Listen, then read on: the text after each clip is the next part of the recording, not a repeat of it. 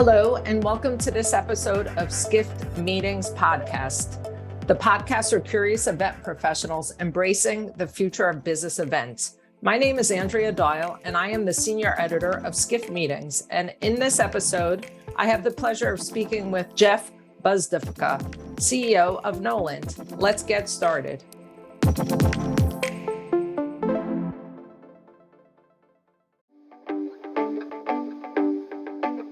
Now for a word from our sponsors, PHL Life Sciences, a division of the Philadelphia Convention and Visitors Bureau. Host your convention or trade show in Philadelphia, one of America's leading life sciences hubs. PHL Life Sciences, the first and only CVB division of its kind, will connect you to the professionals at the forefront of your industry and to a culture you can only find in Philadelphia. A city known for its rich history that's forging a bright future, Philadelphia challenges the expected and defies convention. A world of discovery is waiting. Visit phlife.com to learn more.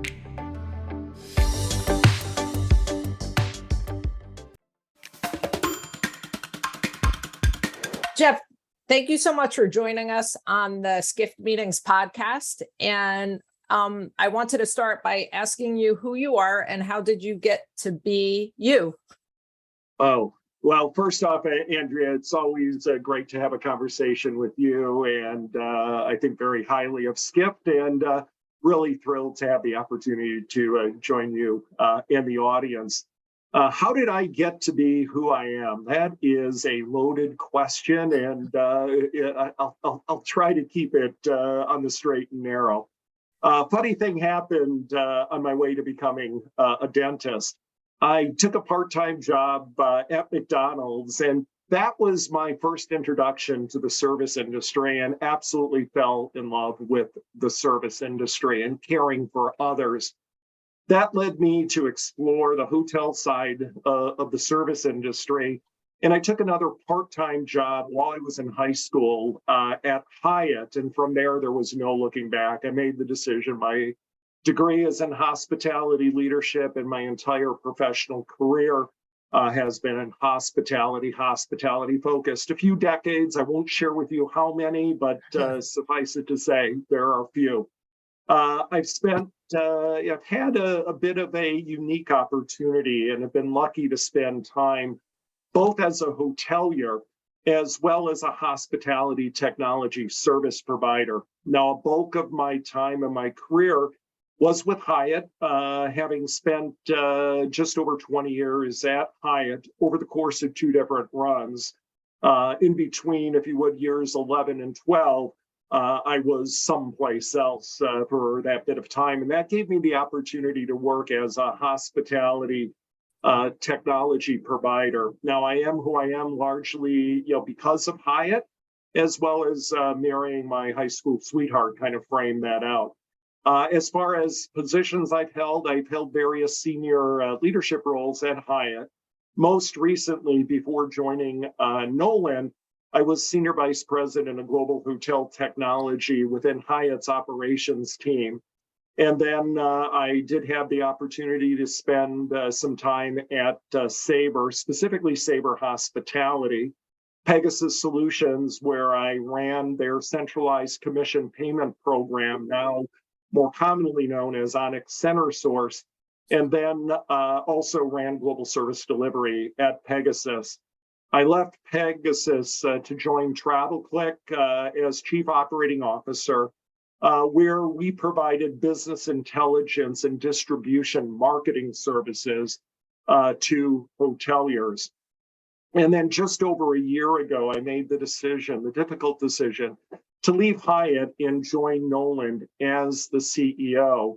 Now, as many people are aware, Knowland is a data as a services provider, and we are hyper-focused in the meeting and event space and providing actionable insights into the meetings and event space and the numbers of meetings and how people come together and what meetings and events look like.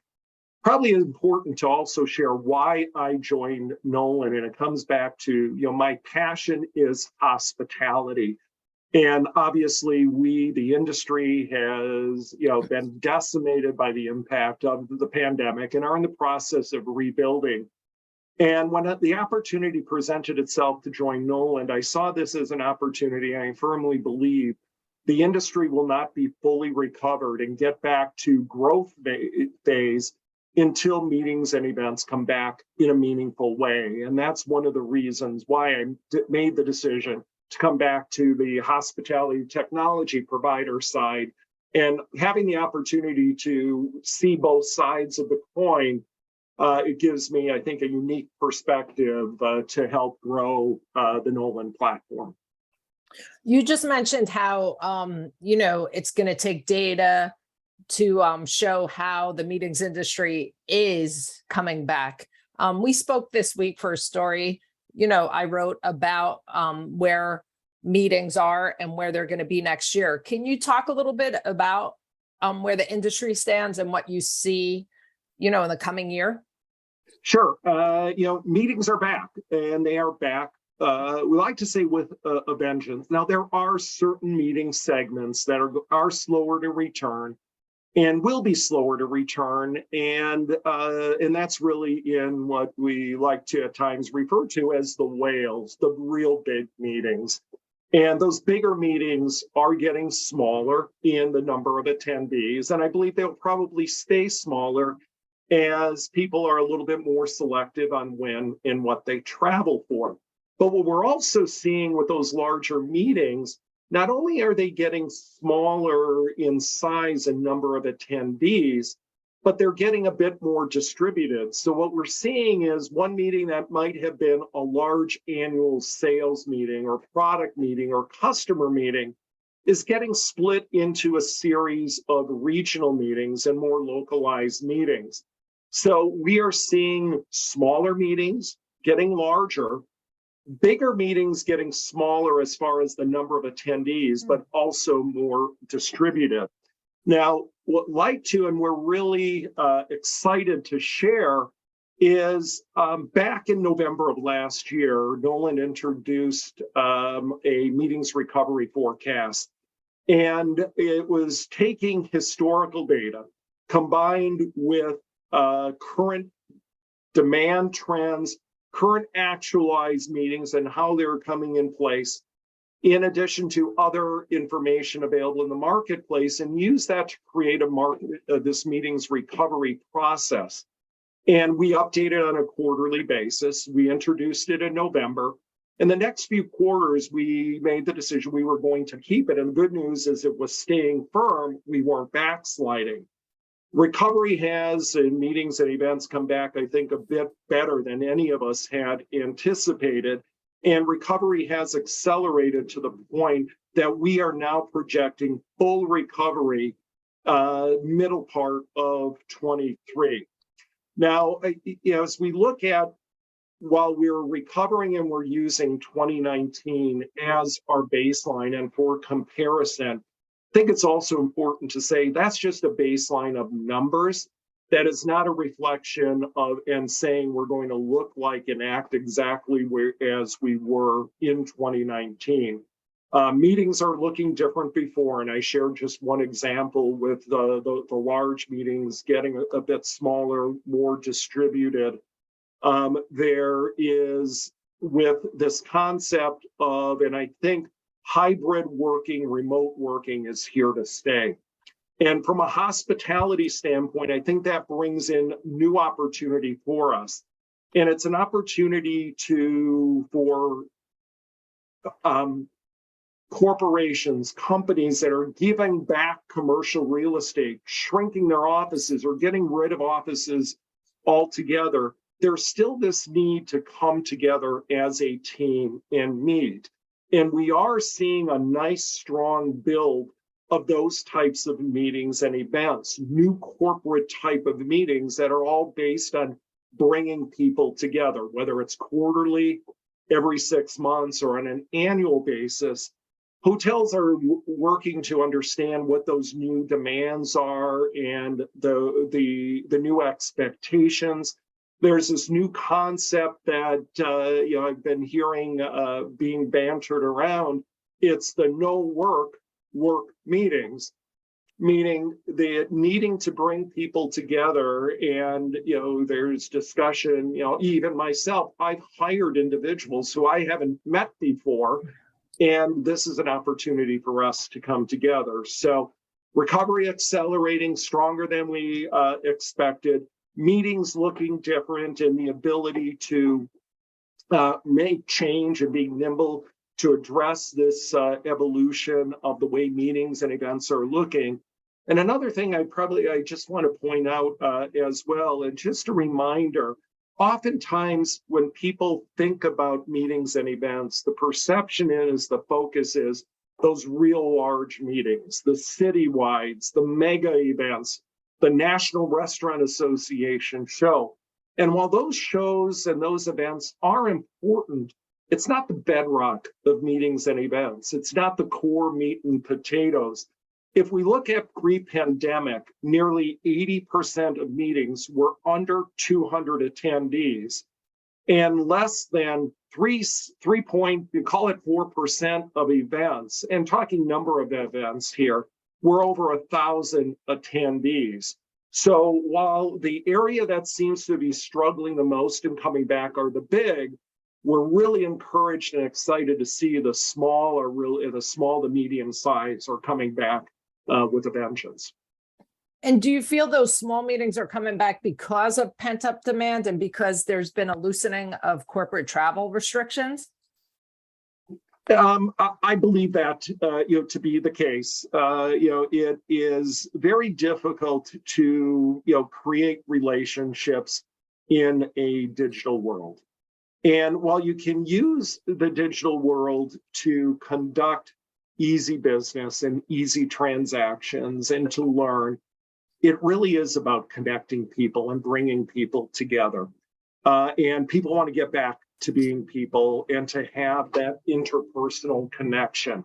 Collaboration, innovation is often sparked by those discussions. And whether it's a breakout session, if it's just on a break in a meeting or event, or even a cocktail reception, you can't do that in the electronic world. So I really think that is what's driving this and the need to get back to that interpersonal connection. Okay. And you're the first person who told me about that term, no work meeting. So that's something really to keep an eye out for. Just like you said, bringing people together just to bond and to come together as a team. Another thing to to point out, in addition to that no work meetings, the other thing that we're seeing is I was attending a conference just a few weeks ago, and I think we've all heard this concept of revenge leisure travel. And it was that revenge leisure travel that really sparked the growth and helped the industry come back. And what we're now starting to see as we're getting some ebbing of the build of leisure is revenge corporate travel, revenge group travel, and people wanting to get back and the need to get back to that inner connection. And this concept of no work meetings. There's another term that I threw out yesterday within my own team meeting. Is we hear about leisure, the combination of business and leisure. We're also starting to see called leisure, the combination of group and leisure as well. And so as meetings and events are coming back and bringing people in, we're also seeing stronger shoulder periods of individuals that if they are going to travel, they want to take advantage of the experience, of the immersion of what the community offers. And we all know there is a very strong movement to experience-based travel, and we're starting to see that in groups and events. Really exciting times, that not only is the business coming back, the manner in which it's coming back is different. And it's exciting times. Somebody mentioned to me just the other day, well, we use 2019 as the baseline of tracking business, whether it's number of events, dollars, ADR, RevPAR. while we're using that as the baseline, the experience is we're never going back to 2019. So things are different, and the companies, whether it's the demand side or the supply side, being hoteliers or meeting and event planners, those that are going to truly succeed are going to be those who are able to be a bit more nimble and adopt, and the willingness to say, what worked yesterday isn't going to work tomorrow. And we need to be able to be willing and capable to pivot and pivot quickly. And with that in mind, like, many conferences and meetings do look much different than they did in 2019. Has there been any conferences you've been to where that has been exemplified? And I was also interested in finding out, like, in your opinion, what does it take for an event to go from good to great? Well, that's a lot packed into that question, Andrea. And two things immediately come to mind as far as getting an event to go from good to great.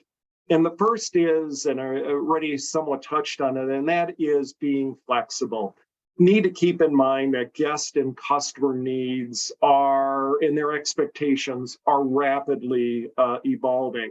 What worked yesterday, definitely what worked in 2019, will likely not work today or need to be modified. Being nimble is key. So the first is really, flexibility to be able to go from that good to great.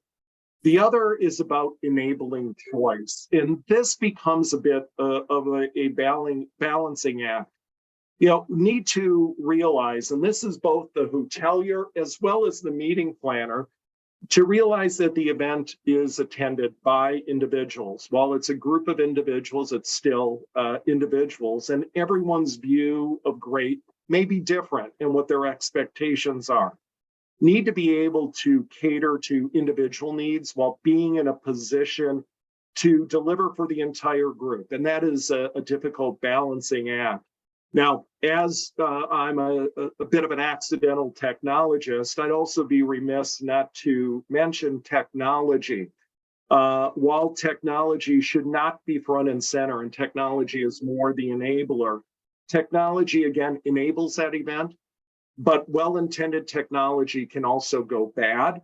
If it doesn't work, if it's overly complex, it can actually do the reverse of your question and take a good session to going bad. One last thing I'd like to point out is just a recent experience, and I won't share which conference it was, but a little over a month ago, it was a well-intended, well put together agenda, and I was very excited to be there, but it was poorly executed, and every session ran long, and because sessions ran long, other areas there were trade-offs, that some of the break events or exhibitor time was reduced.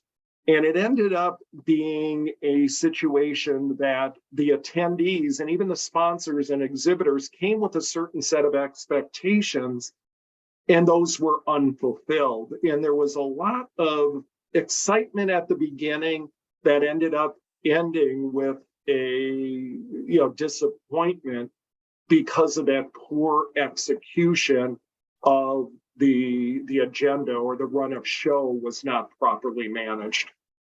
Well, that's really unfortunate, and especially in this day and age when productivity is so important. To not have respect of someone's time, that's a huge no-no.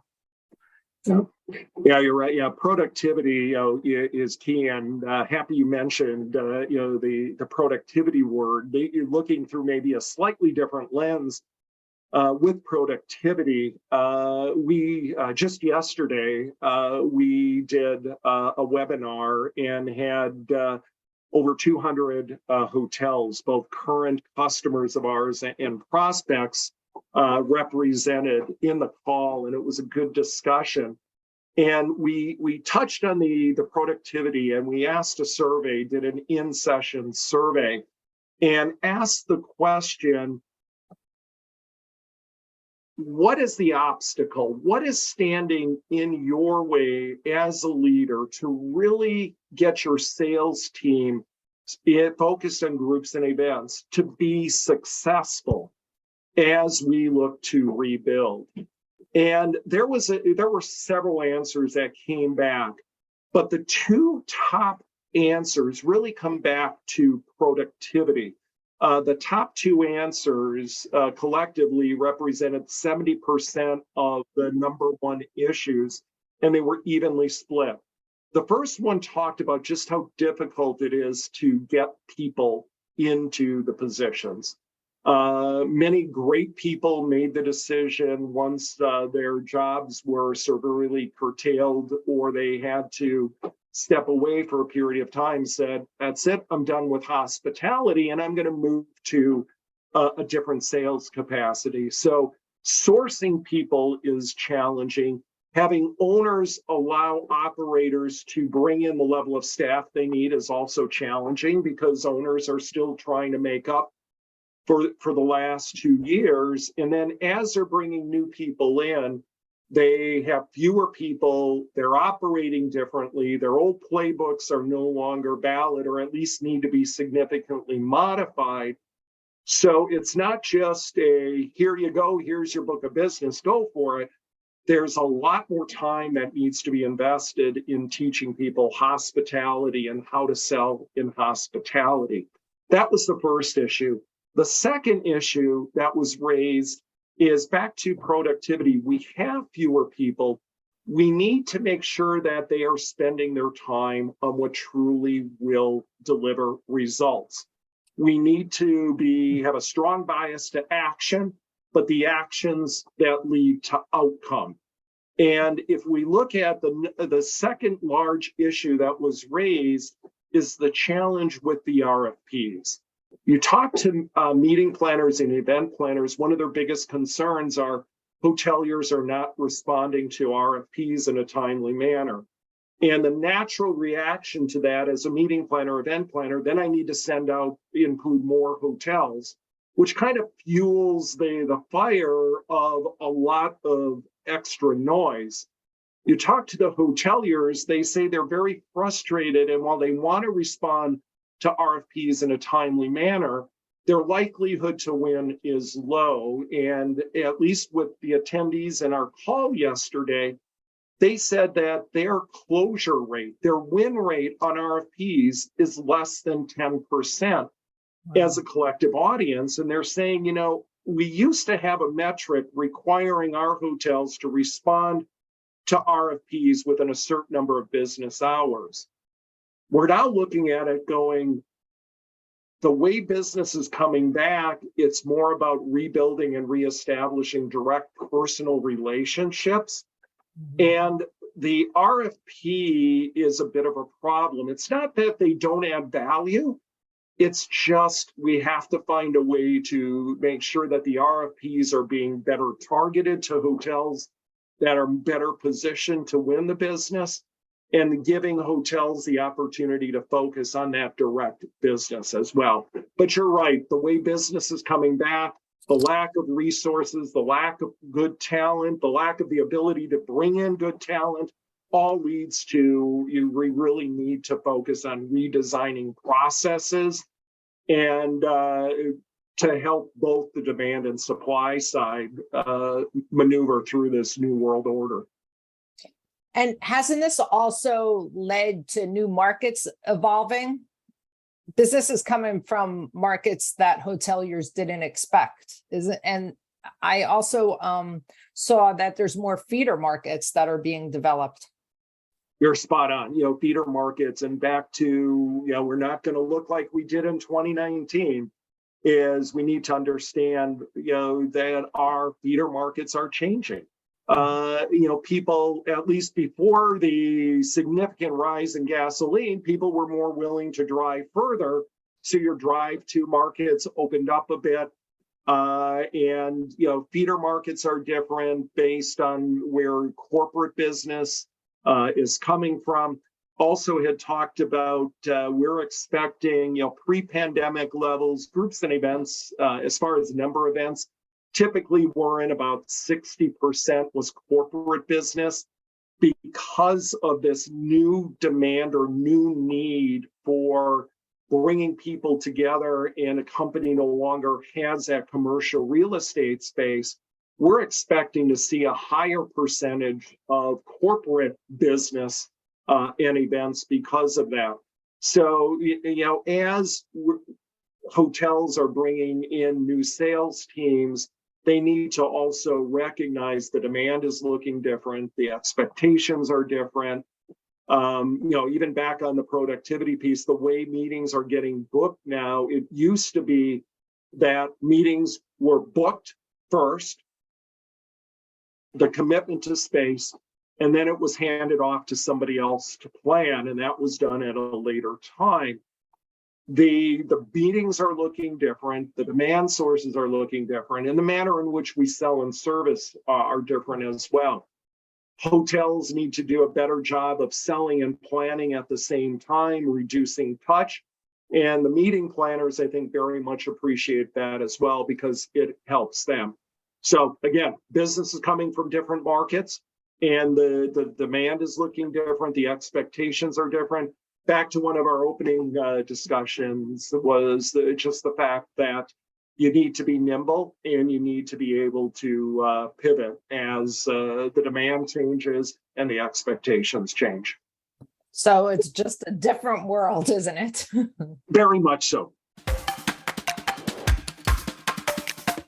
Are you ready to celebrate your successes in the world of meetings and events? The Skift Meetings Awards are back for 2024, recognizing the most innovative business events companies across 15 categories, and we want you to be a part of it. Winners will feature on Skift Meetings, sending a clear signal to events professionals around the world that these are partners they can rely on. The final deadline for submissions is June 11th. We encourage you to start your submission today to secure the best entry rates. For more information and to start your submission, head to live.skift.com. What do you see going forward? Oh, that is, I've almost given up on forecasting. It's a bit of I tried to tell my board for the forecast for 2022, when I wake up on January 1st of 23, I'll tell you what we did on 22, but that doesn't work. But no, so it comes back to, the industry has come back with a vengeance, and I believe that will continue. Very strong, business. The hospitality industry has proven its resiliency time and time again. Combination of the pent-up demand, reduced corporate travel restrictions, the need for people just wanting to reconnect, and companies wanting to rebuild culture, that will actually continue and evolve. I don't believe that will be a short-term burst. That is at least a mid to long-term, short to long-term view and need to address this new type of demand. Already touched on it. Corporate is the biggest segment, and it's coming back harder, representing over 60% of the meeting volumes. We're back to that percentage level of the meeting volumes. And, we're looking to see that continue to build. SMERF will always be nice from a filler standpoint, but really making sure you're focused on that corporate business. I mentioned earlier, our Q2 industry, the groups and events outperformed the forecast by nearly 26%. And while, that's a large gap from a forecasting standpoint, I don't want to be overly apologetic for missing it, because we missed it on the right side. This is a good miss, and I think is an indicator of just how strong our industry is and can be. We expect events again to be 100% recovered by the end of May of next year. Now, I'm speaking across the U.S., and there will be certain markets that will be laggards and will, challenge, and especially those markets, I think, that require more on that whale business and the big citywides. But overall, or broadly, we're pretty bullish that by the end of May, we'll be 100% recovered. And then by the end of 23, we'll surpass and be closer to nearly 110% Wow. By the end of the year. Again, corporate I expect will jump and will continue to jump. So be focused there. As it relates to this year in the short term, August itself will have some ups and downs. Don't get discouraged by the downs. That's just native seasonality. We're starting to see more and more, and whether we're looking at our data or data that Smith Travel provides or others, we're starting to get into a little bit more of a normal rhythm as it relates to seasonality patterns. So don't be discouraged by the downturn. September, and based on what we're seeing by demand, we believe September will roar back, and the last 4 months of the year will grow strong. So overall, we feel pretty bullish. We ended last year in the budget cycle just at the start of Omicron, and there was a bit more pessimism going into 22. I think 22 going into 23 and looking beyond, much more positive outlook. I think the world, especially here in the U.S., has done a better job of at least understanding how to manage through the waves of COVID. We have better therapeutics in place, and we just are able to service that better. And with these new demand channels and opportunities that are coming up, I think that will also then make up for some of the areas that may be gapped. So more good news than not, I think, is the key message there. There's nothing I like better than an inspirational conversation, and that's what I feel as if we just had. So, and that's actually, it's amazing. I've been using a common talk track lately. Is I feel like we're living in this world of distorted reality. The things that are going on around us, the geopolitical issues, threat of war, inflation, recession, that should suggest that we should be battening down the hatches and not as positive. But it's not just me being positive. Reading any of the hotels' quarterly releases, the hotels that are publicly traded, Hyatt, for instance, my former stomping ground, just had a record second quarter. And who would have thought that would have been the case? And each of the major corporations are really talking about their excitement with groups and events. So hopefully we're all right in this instance, and we'll be raising champagne glasses and toasting each other come the middle part of next year when we have got back to at least 19 levels. Well, I sure do look forward to that. What do you feel the biggest challenges facing the industry are? Yeah, and I think I touched on that earlier, and I'll go back to the survey that we did today with our customers. Is we have to first and foremost find a way to address our people challenges. And part of the people, getting people comfortable to either come back to hospitality or to join hospitality. And then as new people come in, and because processes are changing, the ability to train and retrain and make the investment in people is probably challenge number one. Challenge number two is really kind of redesigning, and again, not going back to where we were in 19. Processes, experiences will be different, and we need to really be very critical on how we redesign our processes. Just because we used to do it that way doesn't mean we should. And the example that our customers gave us was the plea to help improve the effectiveness in who they sell to and how they sell, and either help find a way to increase the win rates of the RFPs or find a way to preempt the RFP, and that's largely built upon relationships. So overcoming the people, helping to redesign productivity is probably the single largest area of challenge. And then the third piece really is how to use data and get in not just data itself, but getting actionable insights. The hospitality industry has more data than they need, but not enough actionable insights. And the vendor community, we have to do a better job coming together and bringing fractured data sets together to give, whether it's meeting and event planners or hoteliers or anyone in the travel space, better insight to understanding, what is really going on in the world? What are the demand channels? Where is business? Where isn't business? And it's really putting that importance in data itself. With fewer people, need to change processes, get better from an efficiency standpoint. We as an industry have to come together and do a better job as it relates to turning data into actionable insights. And didn't many event planners find the importance of data during the pandemic, during the shutdown? Because when they went virtual, they were able to get so much data. And now they want that same data for their face-to-face meetings. Exactly. And this is, I think, one of the good things that did or is starting to come out of the pandemic is, number one, we were able to all kind of scramble and find a way to work remotely and then tap in and find ways to access the data. And I think that helped open the eyes to more things that can be done with data sets and tap into it. So, mentioned earlier, the hospitality industry has been laggards at time in adopting technology. I think this really helped open our eyes, and especially as it relates to data. Well, this has been really wonderful. Anything else you would like to tell me about the future of the industry? Like I like to say, I'll tell you on January 1 what I did last year.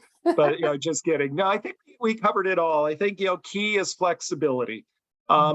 Just don't pull back up your playbooks that you had in 2019 or that were left behind for you in 2019. This is really an opportunity for us to really rebuild and recraft experiences. We are in an experience-based world.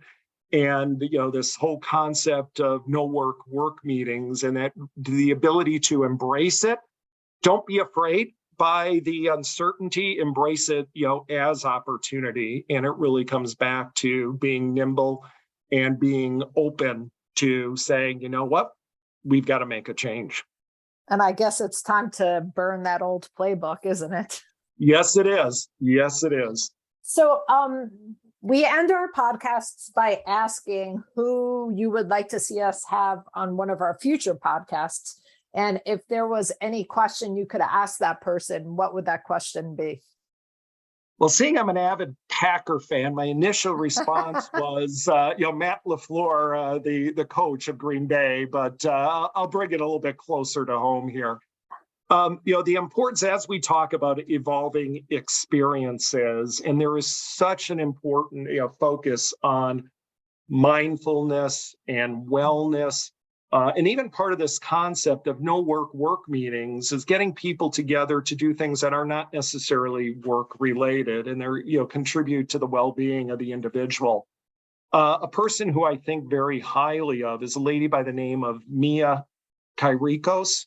And she has done some phenomenal work as it relates to the whole concept of wellness and with a focus in meetings and events. Former colleague from Hyatt, I think she's out on her own right now doing some consulting, and she's a great resource and has really actually helped me personally adjust the way I approach work. Okay, I'm definitely going to reach out to Mia. And if there's one question I ask Mia, what do you think that question should be?